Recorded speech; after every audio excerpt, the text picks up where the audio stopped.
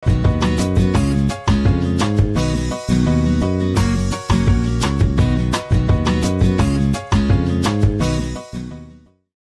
saudaraku, kembali lagi berjumpa di Live Study, sebab orang yang berhenti belajar, berhenti bertumbuh. Mari kita bersatu di dalam doa. Bapa yang baik, bicaralah kepada kami pribadi lepas pribadi. Kami datang dengan rasa lapar dan haus, dalam nama Tuhan Yesus kami berdoa. Amin. Saudaraku, kita sudah masuk di kitab Kisah Para Rasul pasal yang kelima. Dan pada kesempatan ini kita akan mulai membahas ayat yang pertama sampai dengan yang ke-11 ya. Saya akan bacakan dulu ayat 1 dan 2. Ada seorang lain yang bernama Ananias. Ia beserta istrinya Safira menjual sebidang tanah. Dengan setahu istrinya, ia menahan sebagian dari hasil penjualan itu, dan sebagian lain dibawa dan diletakkannya di depan kaki rasul-rasul. Saudara, kisah Ananias dan Safira ini saya percaya saudara pasti sudah pernah mendengarnya. Ini pasti bukan kisah yang asing ya. Dan tidak sedikit saudaraku orang yang membaca kisah ini ya berpikir bahwa kok Allah kejam banget ya. Kok Allah begitu sadis. Memang kalau kita lihat di pasal-pasal sebelumnya, ada begitu banyak hal yang menggembirakan dan menyenangkan di tengah-tengah jemaat mula-mula ya. Tetapi begitu masuk pasal kelima ini, jadi kalau kita lihat pasal 2 sampai 4, itu kan banyak hal-hal yang mendatangkan sukacita meskipun di tengah penderitaan yang hebat, saudara. Tetapi begitu kita masuk ke pasal yang kelima ini menjadi dalam tanda petik ya, khususnya di kisah Ananias dan Safira ini jadi kisah yang murung, kisah yang pilu, saudara.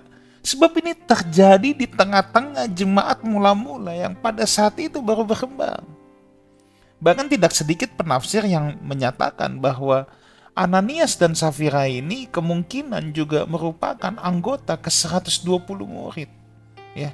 Jadi ini masih ring yang cukup dalam, ini betul-betul stage awal dari kekristenan. Di mana di tengah-tengah penganiayaan, di tengah-tengah penderitaan bisa ada orang yang mau jadi orang percaya. Seharusnya secara teori itu adalah orang-orang yang radikal semua. Orang-orang yang sudah tidak punya kepentingan lagi. Kalau enggak, apa untungnya jadi Kristen pada saat itu, saudara? Jadi Kristen itu sebuah hinaan pada zaman dulu. Bukan sebuah status sosial yang tinggi. Bukan sebuah status prestis. Nah, di tengah-tengah kondisi yang mencekam, yang boleh dikata tidak enak, saudara, pada zaman itu, Tuhan bikin banyak mujizat yang mendatangkan sukacita di tengah jemaat. Tetapi khusus kisah ini kok menjadi kisah yang murung dan pilu. Murid-murid orang percaya mula-mula itu kudus, rohani. Dan semua tampak luar itu biasa. Atau dari tampak luarnya itu luar biasa baik-baik, saudara. Nah, tetapi di sini kita belajar bagaimanapun pasti ada aja orang-orang munafik di antara mereka. Di tengah-tengah kelompok yang sedang radikal, ditempa dengan situasi yang harusnya mendukung mereka menjadi orang-orang percaya yang hebat. Tetapi ada saja di antara mereka yang tidak lurus hatinya di hadapan Allah, yang bengkok. Maka itulah sebabnya memang Tuhan sudah mengingatkan, lalang itu pasti tumbuh di antara gandum. Tetapi jangan sampai kita yang jadi lalang, saudara ya. Pastikan saudara dan saya harus menjadi gandum. Jangan sampai kita yang jadi lalang. Lalang itu pasti tumbuh di antara gandum. Nah, mujizat yang terjadi dari kisah Rasul 2 sampai yang keempat. Roh jahat diusir. Orang sakit disembuhkan. Bahkan yang paling heboh yang pertama, orang lumpuh sejak lahirnya disembuhkan. Itu kan boleh dikata itu mujizat sukacita, saudara. Itu kan mujizat belas kasihan.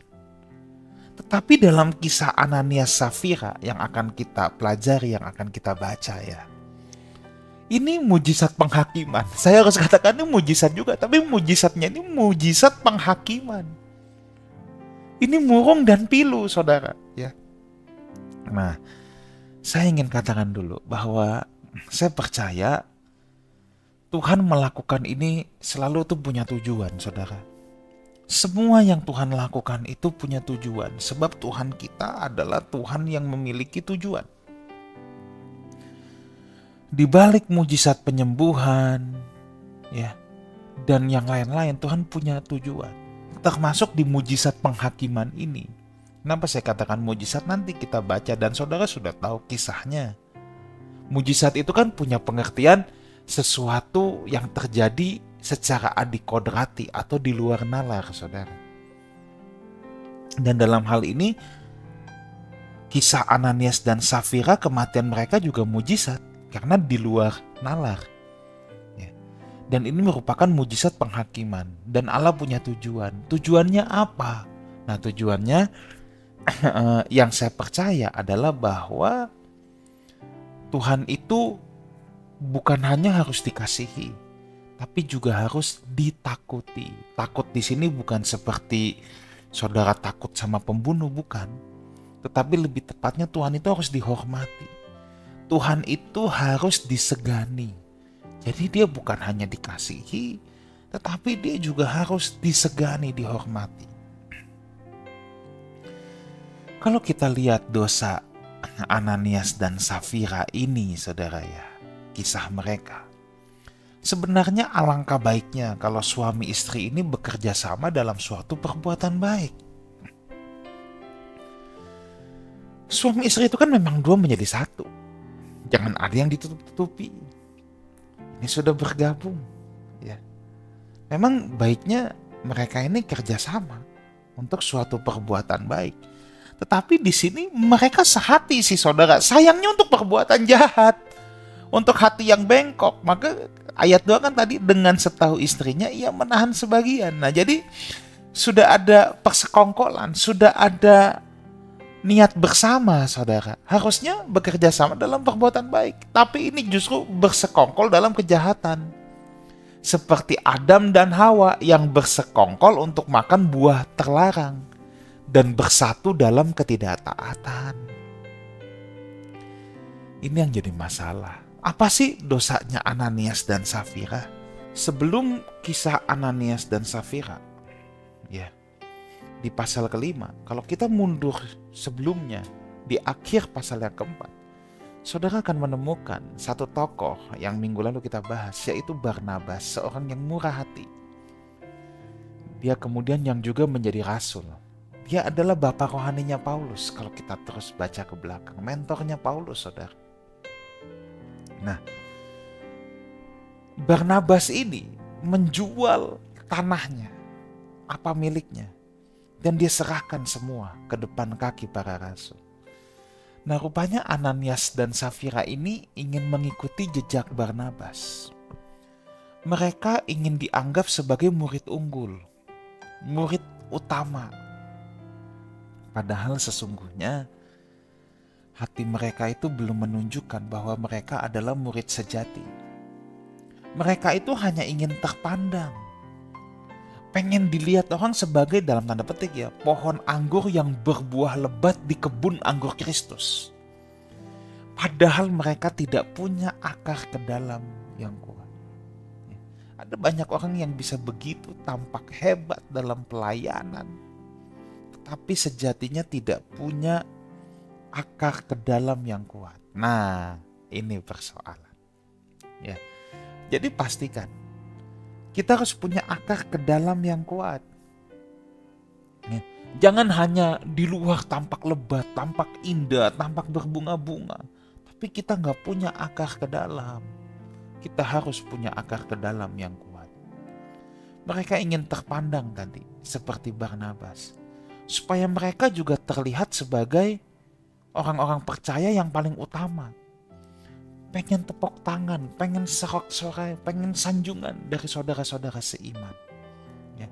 Kalau konteks zaman sekarang, ya, mungkin mereka juga merupakan orang-orang yang punya hasrat untuk punya jabatan penting dalam gereja. Saya kadang-kadang bingung, saudara, kalau orang tuh berlomba-lomba punya jabatan dalam gereja. Ya. Ngerti nggak? Jabatan dalam gereja itu beda dengan jabatan yang ada di dunia ini. Ibu dari Yohanes dan Yakobus kan pernah mau jabatan itu. Guru, ingat, supaya anakku satu di sebelah kanan, satu di sebelah kiri. Tapi Tuhan bilang apa? Kamu tuh belum tahu loh apa yang kamu minta. Jabatan semakin tinggi dalam pelayanan, itu berarti meminum cawan penderitaan harus semakin banyak. Saya ulang lagi saudara, ya. Orang berpikir jabatan dalam pelayanan itu kayak jabatan di dunia. Penuh kehormatan, ini itu. Tetapi dalam pelayanan, ingat ini, semakin tinggi Tuhan mempercayakan sebuah jabatan, maka semakin banyak pula cawan penderitaan yang dia harus minum. Kalau nggak siap, lu jangan minta. Maka Tuhan bilang, kamu nggak tahu apa yang kamu minta. Kenapa? Sebab dalam pelayanan, yang utama, yang tinggi jabatannya justru dialah yang harus melayani, bukan yang harus dilayani. Makanya orang yang mengingini jabatan penting dalam pelayanan harus siap melayani, harus siap minum cawan penderitaan. Kalau enggak, jangan. Kalau masih baper, dikit-dikit bawa perasaan, dikit-dikit tersinggung, jangan. You belum siap untuk minum cawan penderitaan itu. Ya. Rupanya dalam gereja pun mereka masih mengingini kemuliaan duniawi. Perhatikan pola ini. Ya. Bahwa orang-orang munafik, saudara, itu bisa menyangkal diri dalam satu hal, tetapi penyangkalan diri itu untuk kepentingan yang lain. Mereka bisa melepaskan kepentingan dalam satu hal, tetapi untuk mendapatkan keuntungan yang lain. Dalam kisah ini, Ananias dan Safira memang mau melepaskan tanahnya, tapi ada sesuatu lain yang mereka incar. Ya. Kan ada yang berkata ya, kalau hukum Abraham Maslow itu kan katanya orang yang pertama itu cari kebutuhan dasar dulu supaya bisa hidup dulu. Makan pakai cukup. Habis itu baru cari kaya. Kalau udah kaya terakhir cari nama katanya, aktualisasi diri. Nggak apa-apa lepas uang, yang penting dapat sanjungan, dapat tepuk tangan, dihormati, dihargai. Itu hukum dunia, itu teori psikologi dunia. Tetapi kalau dalam kekristenan, itu tidak bisa. Ini yang dilakukan Ananias dan Safira. Menjadi orang-orang yang munafik. Buat dia melepaskan sesuatu boleh, tetapi untuk mendapatkan hal yang lain.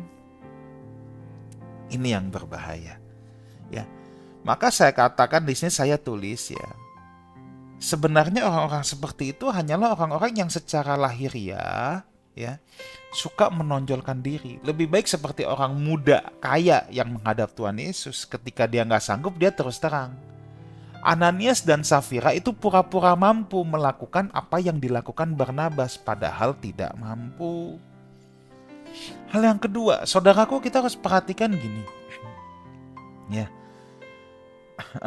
Oke, kita baca dulu ayat 3 dan 4 ya. Tetapi Petrus berkata, Ananias, mengapa hatimu dikuasai iblis sehingga engkau mendustai Roh Kudus dan menahan sebagian dari hasil penjualan tanah itu? Ayat 4. Selama tanah itu tidak dijual, bukankah itu tetap kepunyaanmu? Dan setelah dijual, bukankah hasilnya itu tetap dalam kuasamu? Mengapa engkau merencanakan perbuatan itu dalam hatimu? Engkau mendustai manusia. Engkau bukan mendustai manusia, tetapi engkau mendustai Allah. Saudara, sebenarnya kan gak ada yang maksa mereka juga jual. Ya, mereka terus terang aja. Orang Petrus bilang kok, tanah itu kalau nggak dijual, itu tetap kepunyaanmu. Kalau dijual pun itu dalam kuasamu loh. Nah, tetapi persoalan di sini adalah mereka tidak berterus terang. Ini bukan persoalan uangnya. Memang kalau dengan pola pikir dunia kita baca, bagus juga udah dikasih lu. Masih cerewet banyak cincong. Ini kan gue punya, bagus juga lu gue bagi. Nah kan begitu. Tapi kita belajar di sini. Ini masalah hati, saudara. Makanya Petrus bilang, kenapa hatimu merencanakan perbuatan itu? Ini masalah hati, bukan masalah uang. Petrus bilang kok, ya, kalau udah dijual pun itu dalam kuasamu. Tapi yang dikonfront oleh Tuhan, yang dikonfrontasi oleh Roh Kudus adalah kemunafikan hati mereka yang merencanakan hal-hal lain, merencanakan apa yang tidak berkenan di hadapan Tuhan. Ya.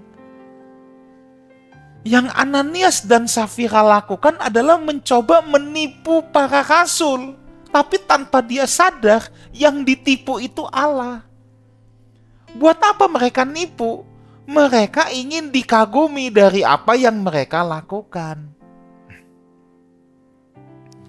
Bahkan ayat ini yang dipakai, saudara, kata menahan itu, yang dipakai saya kaget, saudara.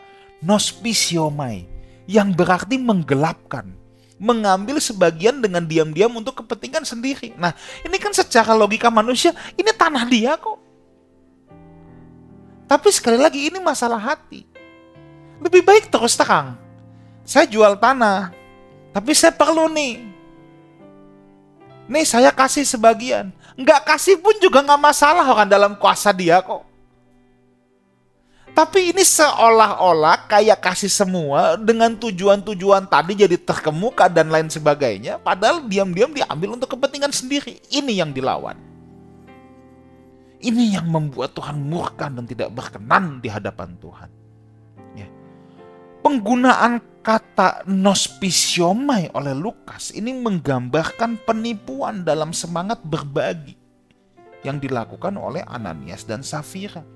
Jadi sumber dosa mereka adalah hati mereka yang dikuasai oleh iblis. Makanya tadi dikatakan mengapa hatimu dikuasai iblis.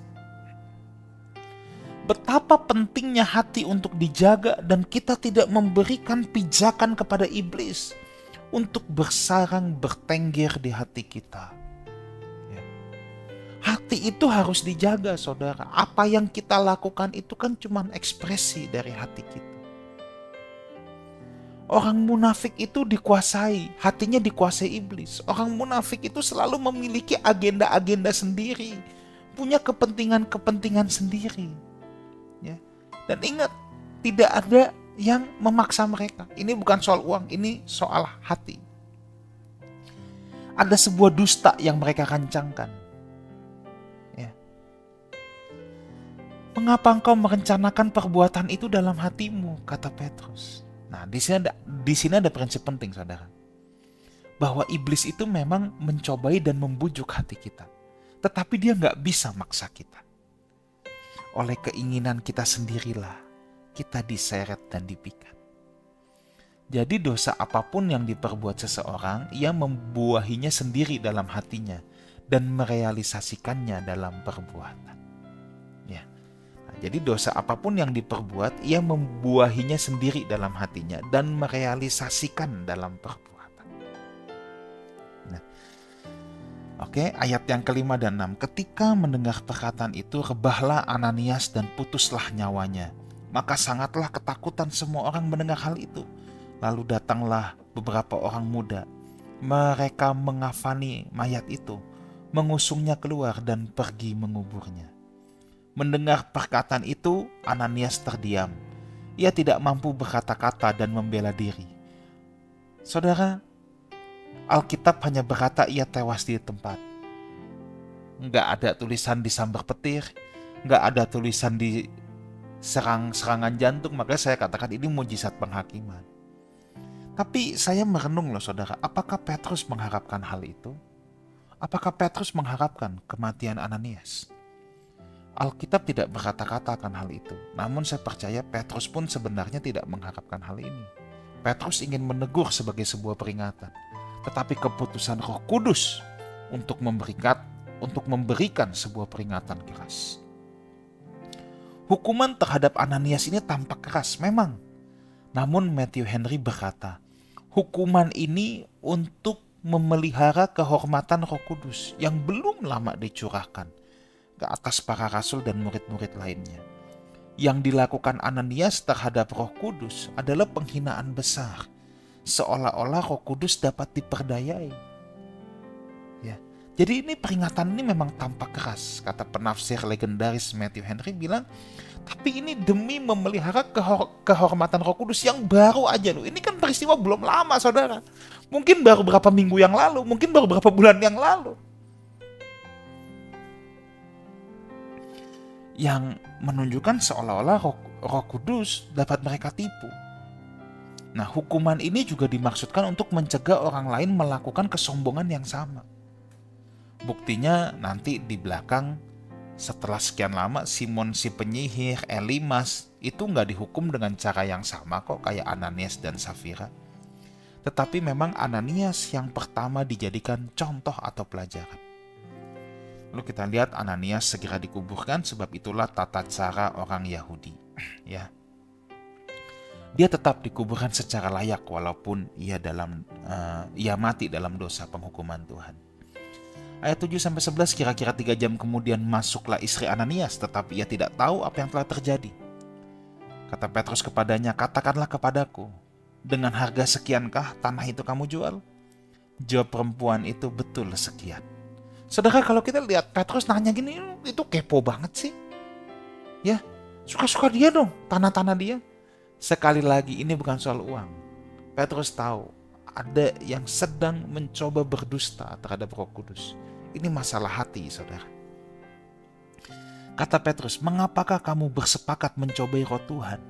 Lihatlah, orang-orang yang baru mengubur suamimu berdiri di depan pintu, dan mereka akan mengusung engkau juga keluar. Lalu rebahlah perempuan itu seketika itu juga di depan kaki Petrus, dan putuslah nyawanya.